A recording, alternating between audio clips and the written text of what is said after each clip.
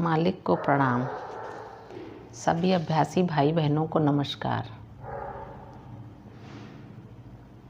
अभ्यासी बहन की बाबूजी से वार्ता। दिसंबर सन 1972 में मेरी शादी के तुरंत बाद मेरे पति अशोक धवन पहली बार मुझे लेने हमारे घर आए थे। इस रस्म को विदाई कहा जाता है। उस समय मैं बाबूजी के घर जाने वाली थी। अशोक ने मुझसे पूछा, तुम कहाँ जा रही हो? मैंने कहा, मैं मालिक के घर जा रही हूँ। आप उन्हें नहीं जानते हैं।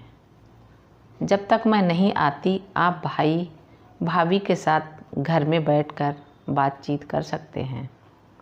वे बोले, मैं उन्हें तुम्हारी वजह से जानता हूँ। जब तुम यहाँ नहीं रहोगी तो मैं उनके साथ यहाँ क्या करूँगा? मैं भी तुम्हारे साथ चलूँगा। मैं तुम्हारे साथ समय बिताना चाहता हूँ। मैंने कहा, ठीक है, चलिए।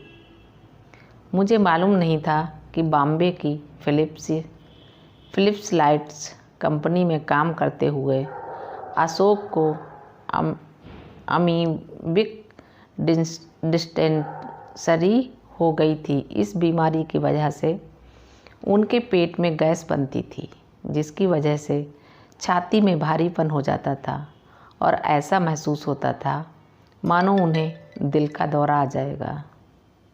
इसलिए उन्हें मृत्यु का भय लगता था और वे इस बात से चिंतित रहते थे। एक नई शादीशुदा दुल्हन होने के नाते मुझे कैसे पता चलता कि मेरे पति के मन में क्या चल रहा था और वे किस लिए चिंतित थे। जब हमने बाबूजी के घर के आंगन में प्रवेश किया तो देखा विदेशी अभ्यासियों का पहला बैच डेनमार्क से भारत आया हुआ था। बाबूजी ने अचानक मृत्यु के विषय पर बात उठाई। वे उनसे कह रहे थे, मृत्यु अटल है, ये सिर्फ घर बदलने जैसा है। मृत्यु एक विश्राम स्थल है और किसी को भी मृत्यु से भय नहीं होना चाहिए।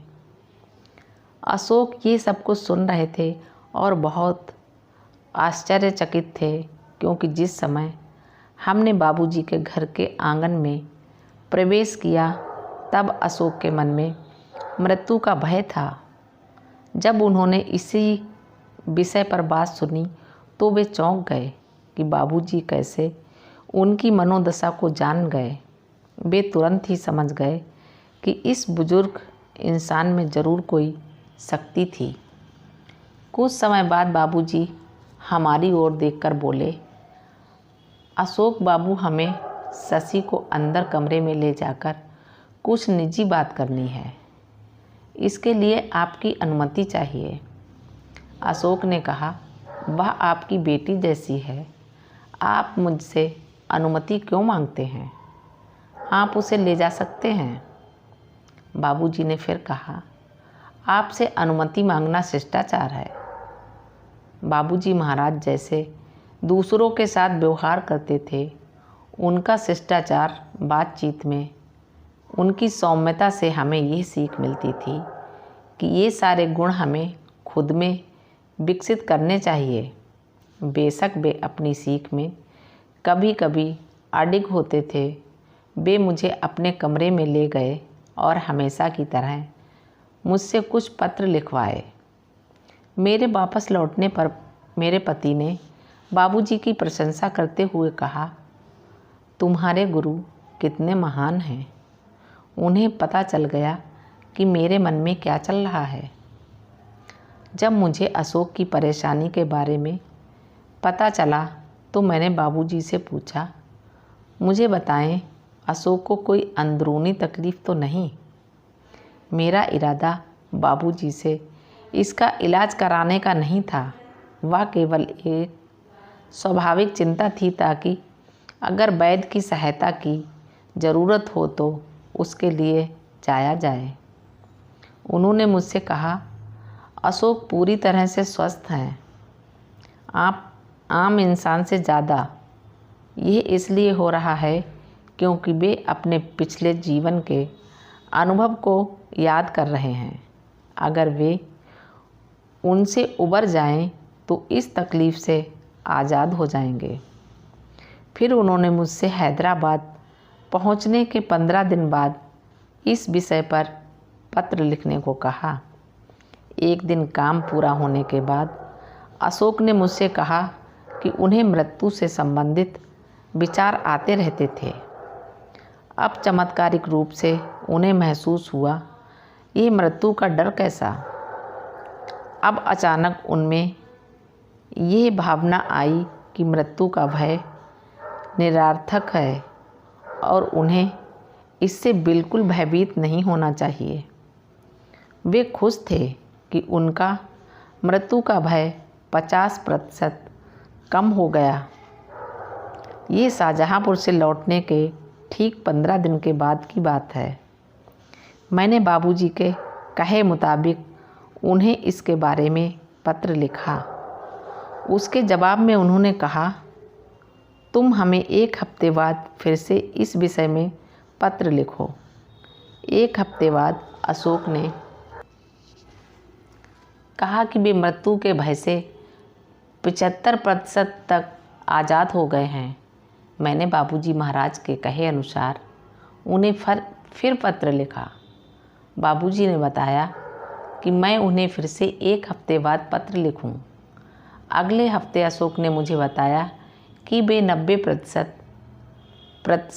बेहतर महसूस कर रहे हैं।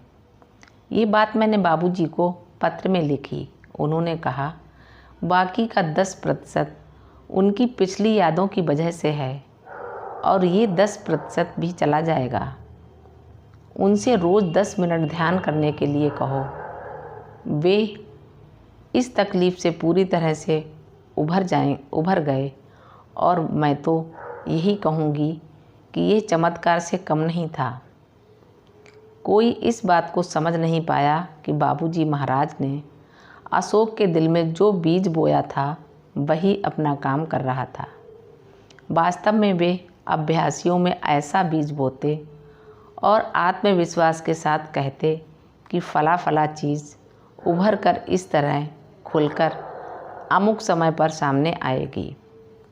अगर आप जीवित रहते हुए खुद को मरे हुए के समान बना लें, जैसा हम ध्यान में अनुभव करते हैं, तब कोई भय नहीं होगा। हर एक अभ्यासी को ध्यान के दौरान ऐसे पलों का अनुभव हुआ है। कुछ ऐसे क्षणिक पल जब उसमें भान ही नहीं रहता, हमें पता ही नहीं होता कि हम कहाँ हैं, कहाँ चले गए हैं और क्या हुआ। ये मृत्यु की स्थिति जैसा होता है। समस्या ये है कि लोग मालिक को अपनी चिंताएं देने को तैयार नहीं हैं। मुझे याद है बाबूजी महाराज कहा करते थे, तुम हमें अपनी सारी चिंताएं दे दो ताकि तुम खुशी से रहो। यही समर्पण है। चिंताएं हमारे पिछले जन्म का नतीजा हैं। यदि हम इस अतीत को समर्पित कर दें तो हमें कोई चिंता नहीं रहेगी। लेकिन इसकी वजह से हम सोचने लग जाते हैं, वे हमारी परेशानी को कैसे सुलझा सकते हैं, वे हमारी सहायता कैसे कर सकते हैं। काश कि हम समझ जाएं, वे इस सृष्टि के मालिक हैं और वे जो चाहें निर्मित कर सकते हैं।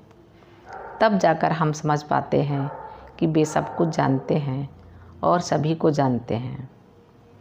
परेशानियां होने पर हमें अपनी प्रार्थना में भी मालिक के समक्ष केवल यही भाव रखना चाहिए, हे मालिक, आप जो चाहें वह करें।